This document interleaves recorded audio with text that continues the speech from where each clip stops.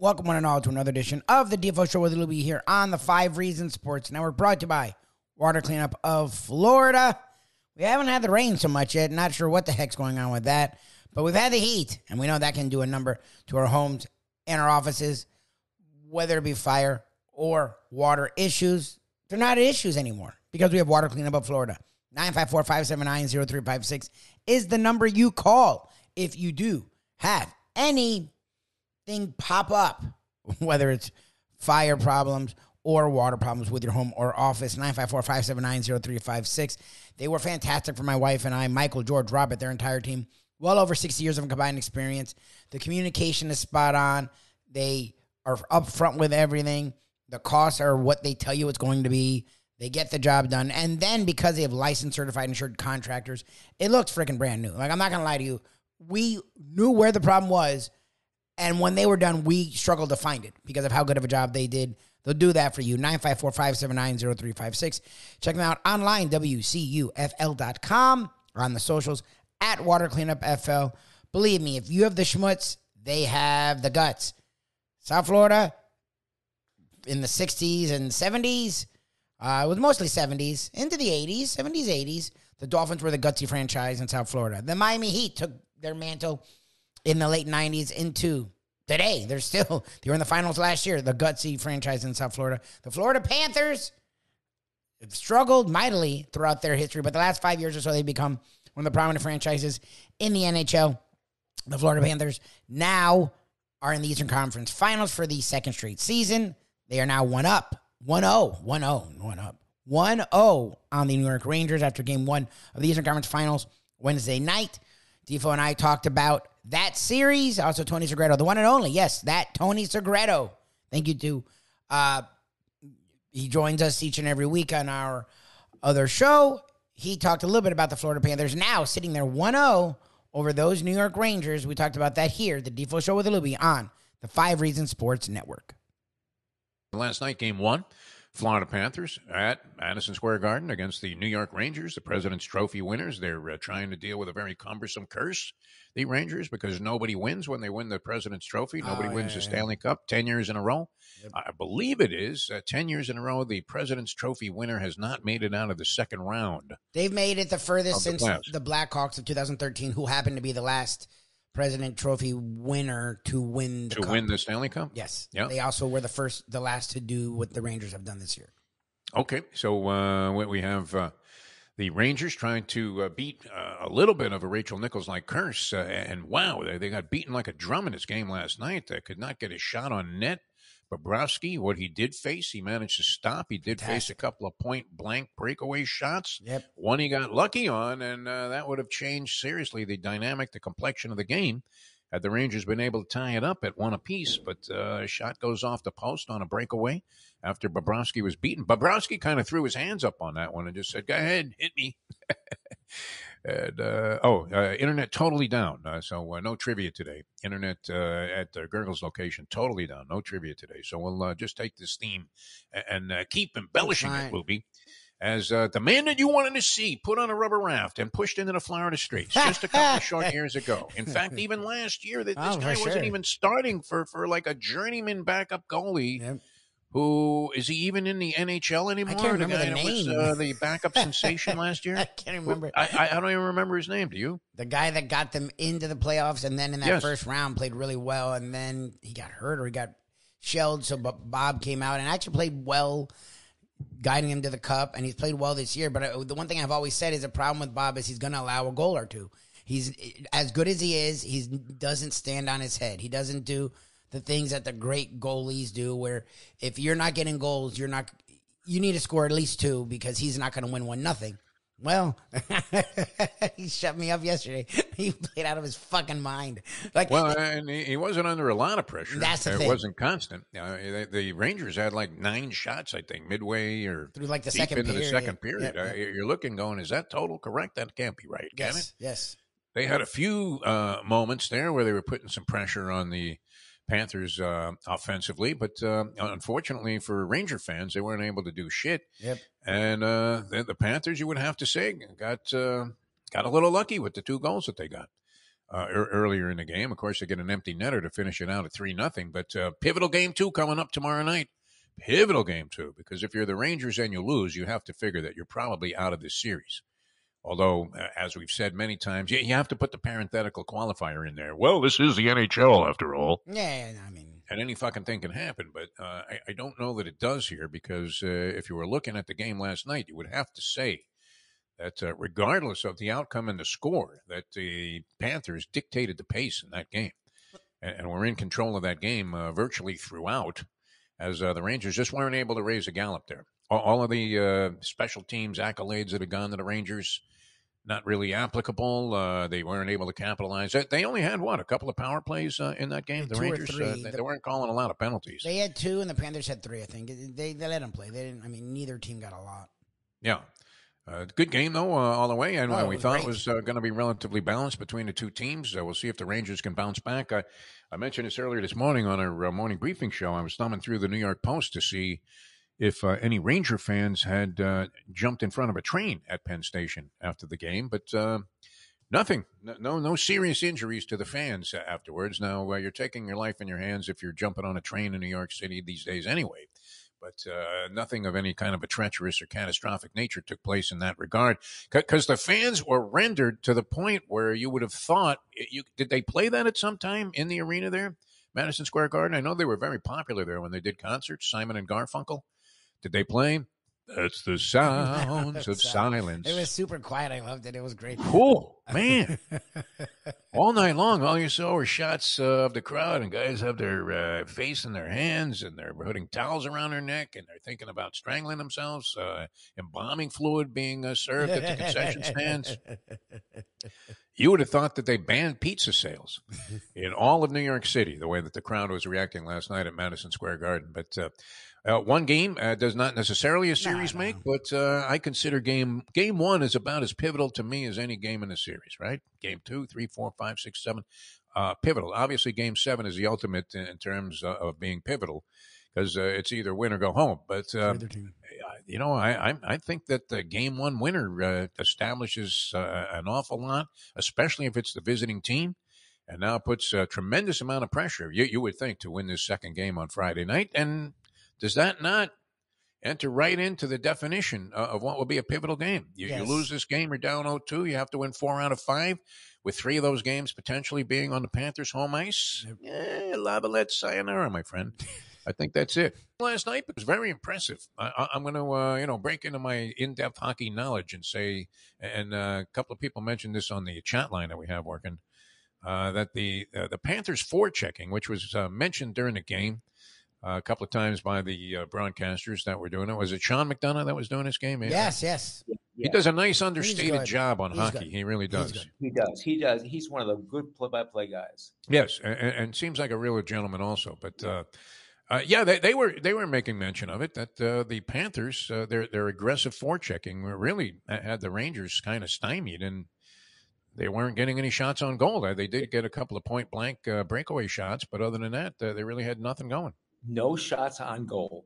That was the key. What were their shots on goal, Lubie? Well, they ended up with like 20-something. Actually, it was pretty close. In the third period, they started barraging them. But like in the second period, I think they had 9. Like in the late second. They had period. 9 late in the second Panthers period. had like 20-something. It was Like great. crazy. It was great forechecking. It's.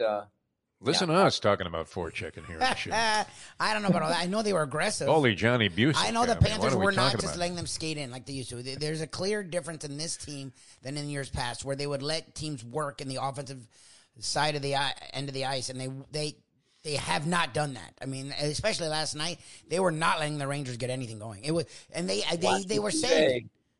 Watch what you say. Yeah, look, things change, and it's not a boasting. It's what we saw last night. Like it was one shot and done. And the announcers actually said they're going to have to start working more.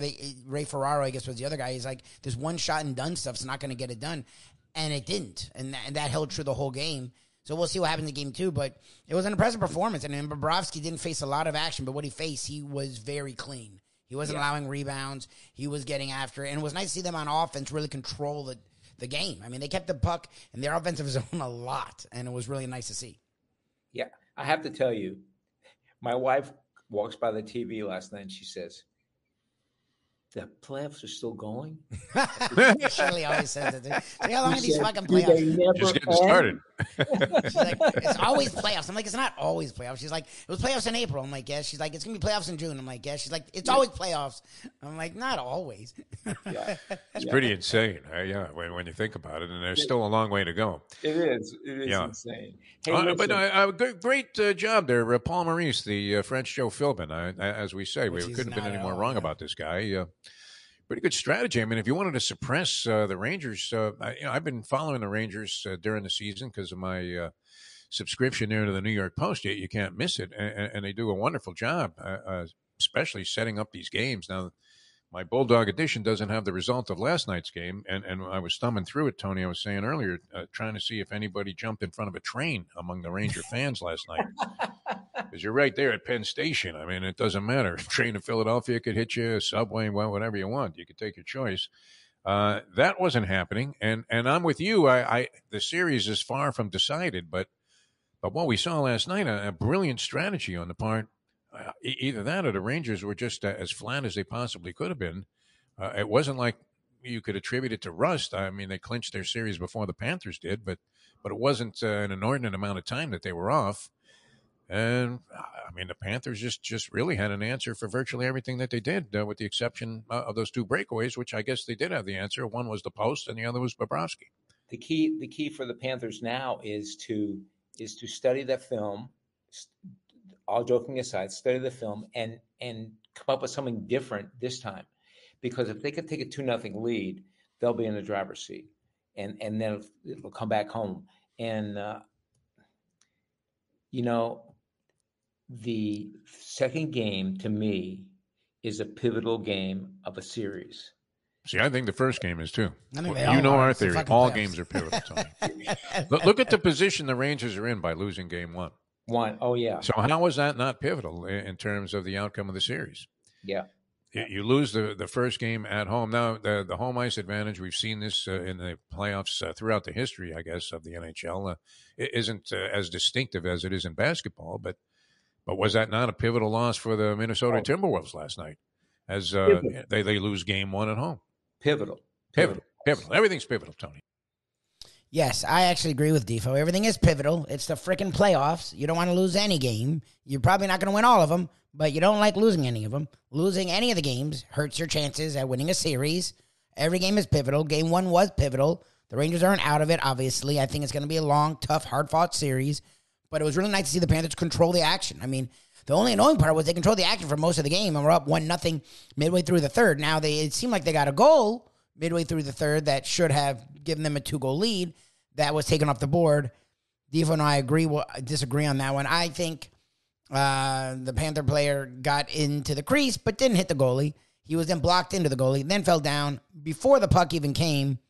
I think it was a good goal. I think it was sort of a joke of taking that goal off the board. But the Panthers then got the Rangers on an own goal when they continued to barrage, went up 2-0, got an empty netter, went up 3-0, and won final 3-0. Bobrovsky was fantastic. And a big reason of why he was able to be that fantastic, and he's been good all playoffs except for like one game, was the fact that he didn't get barraged. What we've seen from Bobrovsky is when he gets barraged a lot, and it's any goalie, you're going to give up a goal or two. I always felt he's not the guy that'll win 2-1, 1-0. He'll win you games, and he'll play well, but he's going to give up a goal or two. Well, the defense was fantastic, like Defo and I talked about here. If you're getting after it and limiting the chances, limiting the second and third chances, most goalies, especially a guy of Bobrovsky's caliber, will dominate. And that's what happened is the pucks were coming at him, but it was one shot, stop, then the defense would clear it out, and he could get reset. One shot, stop, the defense would clear it out, could get reset. That is a recipe for success for a goaltender, especially a high-level goaltender, and we saw it all last night. The Rangers, I think, in the end of the game, did get up to like around 20 shots. But by the end of the second period, I think they were at like 9. Like, the Florida Panthers defense was fantastic. The offense was buzzing. They were around the net. They were really aggressive and active. It just sucked that they could only get one goal early, but they did win 3-0. The Panthers are in a nice spot. Game 2 coming up this weekend, I think Friday. And you have the NBA playoffs going on. Heat are not in that, but the Heat are already in rumors for what's going to happen this offseason. We will talk lots of Heat this offseason as it feels like they're going to get someone, whether it's Donovan Mitchell, Trae Young. I've heard Dejounte Murray. I know about Dejounte Murray. I don't know about the Paul Georges and the Kevin Durant's out there. But it feels like they're going to get someone this offseason and put themselves right back in the conversation for the Eastern Conference. The Celtics and Pacers get back in action Thursday night. Pacers should have won game one. Literally everything could to lose game one and still should have won game one. I feel like the refs will be a little bit better. They're still going to be Boston-sided, but they were literally on the fucking bench for the Boston Celtics. It was 23-3 free throws at the end of regulation. Like, that's asinine. In a game that was physical by both teams were playing physical. That was a joke. And the turnovers were just ridiculous by the Pacers. And it wasn't Celtics-driven. It was they are young and they had stupid-ass turnovers. So I presume both will change themselves. I think this may be an actual series. I thought originally the Celtics would win in 5 or 6.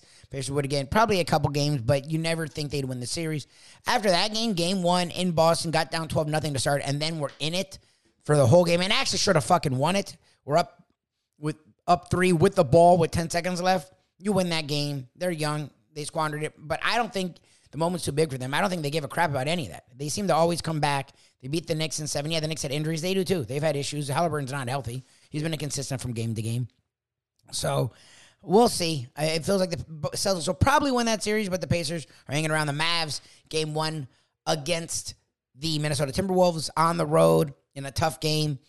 Kyrie dominated the first half. Luka dominated the second half. And the Mavs continue to just, to me, surprise me because they have an interesting team, but I don't think they have the talent the T-Wolves have. But they have veterans that have been to conference final / NBA finals in Kyrie Irving.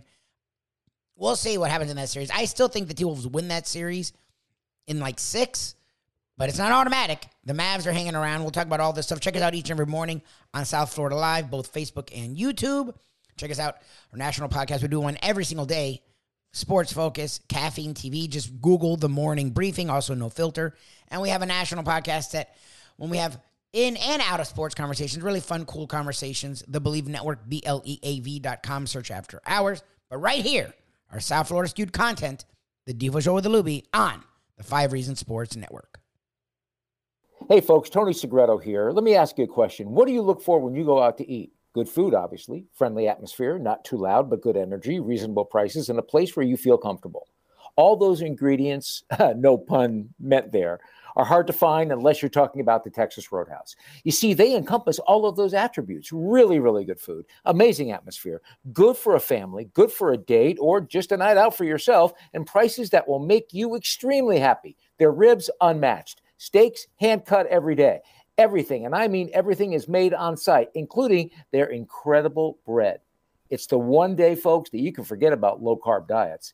Trust me when I tell you, Texas Roadhouse, your restaurant, your destination when you say, where should we go and eat tonight? These days, we're all looking for comfort anywhere we can find it. Thank goodness for Landlubbers Raw Bar and Grill in Plantation, because they are making sure you are as comfortable as possible. First of all, they're not only open for delivery and pickup. All you have to do is go to landlubbersbarandgrill.com for both pickup and free delivery. You're going to have the best wings in the world. You're going to have a great burger. You're going to have their amazing soups. Again, Landlubbers, Raw Bar and Grill. It's nice and easy. Just go to landlubbersbarandgrill.com for both your pickup and free delivery. Thank goodness for Landlubbers for making you always feel right at home.